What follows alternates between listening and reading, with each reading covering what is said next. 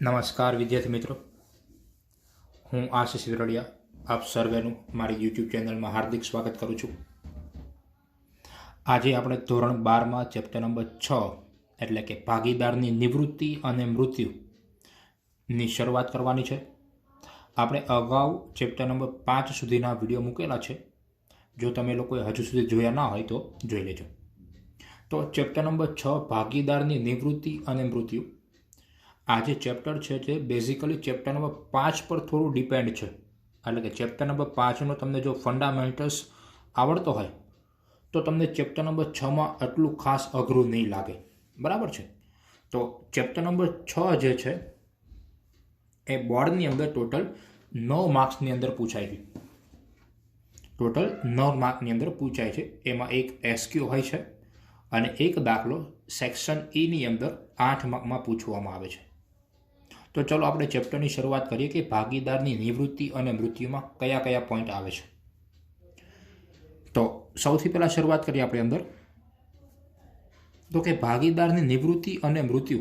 હવે મૃત્યુ તો સીધો પોઈન્ટ છે કે ભાઈ આપણા હાથમાં નથી, તે તો મતલબ ઓટોમેટિક મૃત્યુ થઈ શકે, પરંતુ નિવૃત્તિના સંજોગો કયા હોય કે ભાગીદાર શા માટે નિવૃત્તિ લેતા હોય। તો આવો સવાલ કદાચ ટૂંકમાં તમને પૂછાઈ શકે કે નિવૃત્તિના સંજોગો,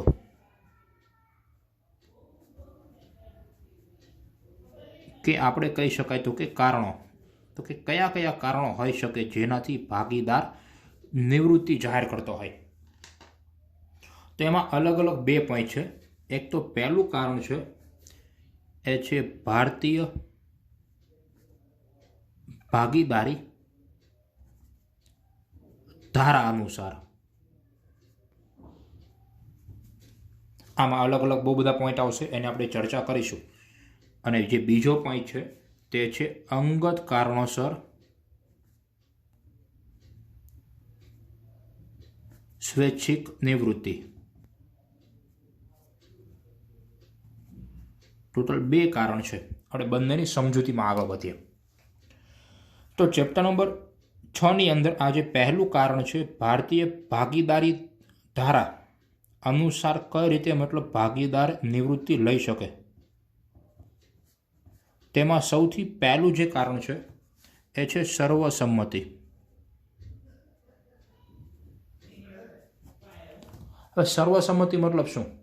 તો કે ફોર એક્ઝામ્પલ 3 ભાગીદાર છે A, B અને C। ઓકે, હવે 3 ભાગીદારમાંથી ભાગીદાર C ને પેઢીમાંથી નિવૃત્ત થવું છે। તો ભાગીદાર C ને નિવૃત્ત થવું હોય ને તો બાકીના બંને ભાગીદાર પણ રાજી હોય કે હા ભાઈ, તારે કોઈ પર્સનલ કારણ છે, તારે નિવૃત્ત થવું છે તો તું થઈ શકે છે। તો જ્યારે પણ બધા જ ભાગીદારોની સર્વસંમતિ મળે ત્યારે ભાગીદાર શું થઈ શકે તો કે પેઢીમાંથી ઓટોમેટિક નિવૃત્તિ જાહેર કરી શકે છે। એના પછીનો નંબર 2 છે એ છે નોટિસ દ્વારા, કે બીજા મતલબ કઈ રીતે નિવૃત્તિ જાહેર કરી શકે, તો નોટિસ આપવાની। હવે કઈ રીતે? તો કે ફોર એક્ઝામ્પલ A, B અને C 3 ભાગીદાર છે, એમાંથી ભાગીદાર C ને જો નિવૃત્ત થવું હોય તો ભાગીદાર C શું કરશે તો કે બાકીના જે ભાગીદાર વધે તો બાકીના બચે કોણ? A અને B બચે। તો ભાગીદાર C બાકીના ભાગીદારોને શું કરશે?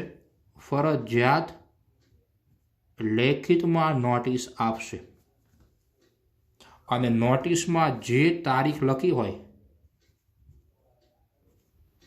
નોટિસમાં લખેલ તારીખથી ભાગીદારી પેઢીમાં ભાગીદારનું શું થાય તો કે નિવૃત્તિ જાહેર થાય, બરાબર છે। એટલે કે જ્યારે પણ કોઈ ભાગીદારને નિવૃત્તિ લેવી છે તો એ બાકી વધતા ભાગીદારોને લેખિતમાં નોટિસ આપશે, અને લેખિતમાં નોટિસ આપે છે અને નોટિસમાં જે તારીખ લખી હોય તે તારીખથી ભાગીદાર પેઢીમાંથી છૂટો થઈ શકે। એના પછીનો નંબર 3 છે, એનું નામ છે કરાર દ્વારા, કે ભાઈ એગ્રીમેન્ટ કર્યો હોય। એક્ઝામ્પલ આપું કે ફોર એક્ઝામ્પલ 3 ભાગીદાર છે A, B અને C, પણ જ્યારે ભાગીદાર C પેઢીમાં જોઈન થયેલો ત્યારે એવો એગ્રીમેન્ટ હતો કે 2 વર્ષ સુધી કામ કરવાનું। એગ્રીમેન્ટ કેટલા વર્ષનો છે? 2 વર્ષનો, કે 2 વર્ષ સુધી પેઢીમાં રહેવાનું છે। જેવા એગ્રીમેન્ટ કમ્પ્લીટ થાય એટલે કે એગ્રીમેન્ટ પૂરો થાય, ભાગીદારનું શું થાય, ઓટોમેટિક પેઢીમાંથી નિવૃત્તિ જાહેર થાય, તે પોતે છૂટો થશે. હા, પછી ફરીથી જોઈન થવું હોય તો થઈ શકે, પરંતુ એગ્રીમેન્ટ પૂરો થાય એટલે તમારે તેને પહેલાં તો શું કરવાનું, ફરજિયાત છૂટો કરવો જ પડે. એટલે કે કરાર દ્વારા પહેલેથી જ નક્કી હોય કે ભાઈ એટલા સમય સુધી જ કામ કરવાનું છે, તો એગ્રીમેન્ટ પૂરો તો ભાગીદાર પણ છૂટો. એના પછીનો નંબર 4 છે. એ નંબર 4 તમને છે એ છે નાદારી. કે કોઈ પણ ભાગીદાર જો પેઢીમાંથી નાદારી જાહેર કરે તો કોઈ દિવસ ભાગીદારી પેઢી નાદાર ભાગીદારને પેઢીમાં રાખતી નથી. એટલે કે જ્યારે પણ કોઈ ભાગીદાર નાદાર જાહેર થાય તો જે દિવસે નાદાર જાહેર થાય તે દિવસથી જ આપણે શું કરવાનું, પેઢીમાંથી તેને છૂટો કરવાનો હશે. એના પછીનો પોઈન્ટ છે એ તો સિમ્પલ છે જ કે મૃત્યુ થવાથી. હવે કોઈ પણ ભાગીદાર છે એ ભાગીદારનું જો મૃત્યુ થાય તો ઓટોમેટિક શું થાય, પેઢીમાંથી નિવૃત્ત થશે. અને સૌથી છેલ્લો પોઈન્ટ છે એ છે અન્ય ભાગીદાર છૂટો કરે ત્યારે.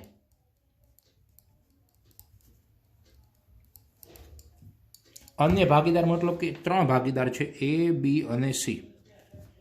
એમાંથી C ધંધાની હિત વિરુદ્ધનું કામ કરે છે. ધંધાને પ્રોફિટ થાય છે પરંતુ પ્રોફિટ થવા દેતો નથી, અડચણ કરે છે, ધંધો સારી રીતે ચાલવા દેતો નથી. તો A અને B બંને ભાગીદારો ભેગા થઈને શું કરે, નક્કી કરે કે ભાઈ હવે આપણે Cને રાખવાનો નથી, કારણ કે પેઢી સરખી ચાલવા દેતો નથી અથવા તો ગમે તેમ અડચણ આપે છે. તો ત્યારે અન્ય ભાગીદારો દ્વારા પણ શું કરી શકવામાં આવે છે, તો કે કોઈ ભાગીદારને છૂટો કરી શકાય છે. તો આટલા જે કારણ છે તેને કહેવાશે ભાગીદારી ધારા અનુસારના કારણો. એના પછીનો મેઇન પોઈન્ટ છે તો કે અંગત કારણોસર સ્વૈચ્છિક નિવૃત્તિ જાહેર કરે.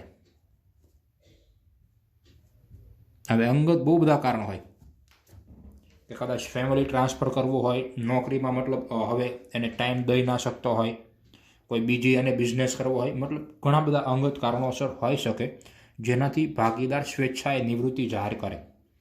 એટલે કે આમાં સૌથી પહેલું છે અંગત કારણ, નિવૃત્તિ જાહેર કરે. પણ જ્યારે પણ ભાગીદાર અંગત કારણોસર નિવૃત્તિ જાહેર કરે ત્યારે ફરજિયાત લેખિતમાં નોટિસ આપવાની. કોને, તો કે બાકી વધતા ભાગીદારને. કોને નોટિસ આપવાની, બાકી રહેતા ભાગીદારને લેખિતમાં નોટિસ આપવાની કે ભાઈ મારે કોઈ અંગત કારણ છે તેના લીધે પેઢી છોડવી પડી શકે છે. તો હંમેશા નોટિસ આપીને જ તમારે મતલબ સ્વૈચ્છિક નિવૃત્તિ જાહેર કરવાની. જ્યારે કોઈ સક્રિય ભાગીદાર હોય, સક્રિય મતલબ કે તે ધંધામાં સરખું મતલબ કે પૂરતો સમય આપીને કામ કરતો હોય, તો જો સક્રિય ભાગીદાર હોય તો તે ભાગીદારે શું કરવું પડશે, તો કે જાહેર નોટિસ આપવાની. કારણ કે જો પોતે નોટિસ નહીં આપે અને પેઢી છોડી દે તો પેઢીનું કામ કરે કોણ, કારણ કે સક્રિય ભાગીદાર જ પૂરેપૂરું પેઢીનું કામ કરતો હોય. તો જ્યારે સક્રિય ભાગીદારે પેઢીને છોડવી હોય તો ત્યારે શું કરવાનું, બાકીના બંને ભાગીદારને લેખિતમાં નોટિસ આપવાની. જેનાથી શું થઈ શકે, તો કે બાકીના ભાગીદારો પોતાની જોગવાઈ કરી શકે ભવિષ્ય માટેની. બરાબર છે. તો આ હતા તમારા ચેપ્ટર નંબર 6ના નિવૃત્તિ માટેના સંજોગો. હવે મેઇન વસ્તુ જે છે તે ચેપ્ટરનો મેઇન પોઈન્ટ જે કહી શકાય એ તમને લખાવું છું અહીંયા આગળ, કે એક વસ્તુ આ યાદ રાખજો કે કોઈ ભાગીદાર નિવૃત્ત થાય છે તો નિવૃત્ત ભાગીદારને હંમેશા ત્યાગ જ થાય. આ વસ્તુને હાઇલાઇટ રાખજો ચેપ્ટર નંબર 6 માટે, કે જે પણ ભાગીદાર નિવૃત્ત થાય છે તેને હંમેશા ત્યાગ જ થાય છે. જ્યારે નવા ભાગીદારને અથવા એવું કહી શકાય કે બાકી વધતા ભાગીદારોને લાભ થાય. હવે ફરજિયાત થાય તેવું નક્કી નથી, પરંતુ હા એકને લાભ થાય જ. એક્ઝામ્પલ તમને સમજાવું કઈ રીતે. તો ફોર એક્ઝામ્પલ પહેલાં એ, બી અને સી 3 ભાગીદાર હોય અને 100 રૂપિયા નફો થતો હોય તો કેટલા મળતા હોય? 33 અને 34 રૂપિયા મળતા હોય.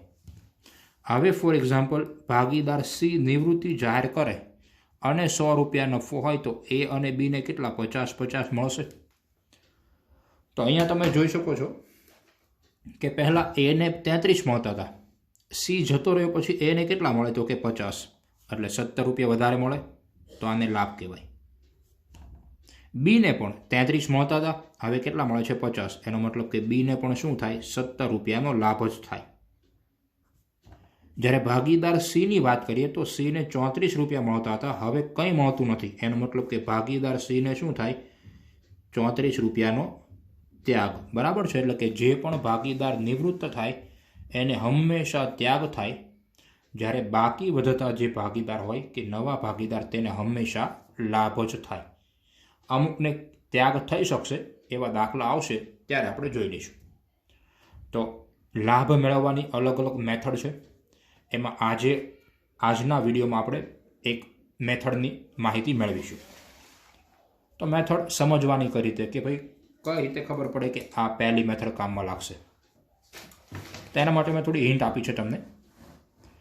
હિન્ટમાં એવું છે કે જો તમને લોકોને માત્ર જૂના ભાગીદારનું જૂનું પ્રમાણ જ આપેલું હોય, એક જ માહિતી તમને આપી છે, ખાલી જૂનું પ્રમાણ, બીજી તમને કોઈ માહિતી નથી આપી, ત્યારે આ પહેલું સૂત્ર કામ લાગે.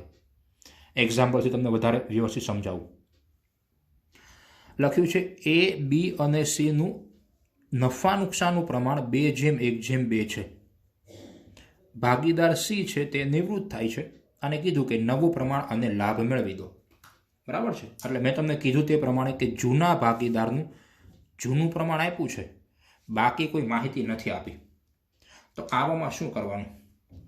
તો આન્સરની અંદર સૌ પ્રથમ આપણે તો જૂનું પ્રમાણ લખી દેવાનું કે ભાઈ એ, બી અને સીનું જૂનું પ્રમાણ કેટલું, તો કે 2:1:2, એટલે ટોટલ થશે 5.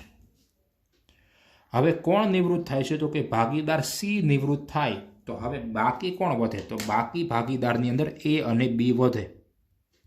તો એ બંનેનું નવું પ્રમાણ બહુ સહેલું છે ગોતવું. કરવાનું શું? જે ભાગીદાર જતો રહે એને આપણે સ્કીપ કરી દેવાનું. તો હવે બચ્યું કોણ? એ અને બી બચ્યા, તો એમનું પ્રમાણ કેટલું હતું જૂનું? 2:1 છે. તો એ જે જૂનું પ્રમાણ છે એ જ એમનું નવું પ્રમાણ બની જાય 2:1, ટોટલ 3. ઓકે, તો આ સિમ્પલ. ફરીવાર રિપીટ કરું છું કે જે ભાગીદાર નિવૃત્ત થાય એને આપણે સ્કીપ કરવાનું. તો બાકી કોણ બચ્યું? એ અને બી બચ્યું, તો એનું પ્રમાણ કેટલું હતું? 2:1, તો એનું જે જૂનું પ્રમાણ છે એ જ એનું નવું પ્રમાણ બની જાય. ફોર એક્ઝામ્પલ ભાગીદાર એ છૂટો થતે તો શું કરવાનું? તો એને સ્કીપ કરવાનો, તો બી અને સીનું પ્રમાણ 1:2 થતે. બરાબર છે, એટલે જે ભાગીદાર છૂટો થાય એને સ્કીપ કરવાનો, તો બાકી જે વધે એ નવા ભાગીદારનું નવું પ્રમાણ.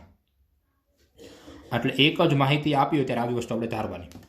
હવે લાભ મેળવવું છે, તો લાભ મેળવવો તો બહુ સિમ્પલ થઈ ગયો છે કે લાભ is equal to, chapter number તમને અગાઉની માહિતી ખબર હશે પુનર્ગઠનની, કે સૂત્ર છે નવું પ્રમાણ માઇનસ જૂનું પ્રમાણ.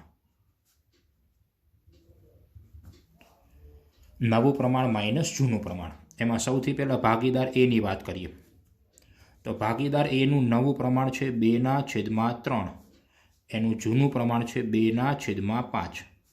લસા લઈએ 3 × 5 15, 5 × 2 10 અને 3 × 2 6, એટલે કે 4/15. હવે બીની વાત કરીએ તો બીની અંદર નવું પ્રમાણ છે 1/3, જૂનું પ્રમાણ છે 1/5. તો છેદમાં લઈએ 15, 5 × 1 એટલે કે 5 અને 3 × 1 એટલે કે 3, એટલે કે 2/15. બરાબર છે, તો આ તમને જે મળ્યું છે તેને કહેવાય લાભ. ભાગીદાર સી ને તો લાભ થશે નહીં, કારણ કે જે ભાગીદાર નિવૃત્ત થાય તેને કોઈ દિવસ લાભ થતો નથી, એને શું થાય? ત્યાગ થાય. તો અહીંયા લાભનું પ્રમાણ તમને મળી ગયું છે કે લાભનું પ્રમાણ કેટલું આવશે? A/Bનું, તો કે 4/2. બરાબર છે, તો કોમન કાઢીએ તો કેટલું થશે? 2/1. તો તો જ્યારે પણ તમને એક જ માહિતી આપ્યો હોય ત્યારે તમારે આ પ્રમાણે દાખલો ગણી શકો છો. ચેપ્ટર નંબર 6ની અંદર મેક્સિમમ દાખલા જે તમને આપ્યા છે તે મેથડ નંબર 1ના આપેલા છે. એટલે તમને સરળતા રહેશે અને દાખલો તમને ઝડપથી મળી પણ જશે. તો વિડીયો ગમ્યો હોય તો જરૂરથી ચેનલને અંદર વિડીયોને લાઇક કરજો. હજુ સુધી ચેનલ સબસ્ક્રાઈબ ન કરી હોય કે તમારા મિત્રોમાં શેર ન કરી હોય તો જરૂરથી શેર કરજો, જેથી તમને વધુને વધુ અપડેટ મળતી રહે. નેક્સ્ટ વિડીયોમાં આપણે મળીએ. ત્યાં સુધી જય હિન્દ.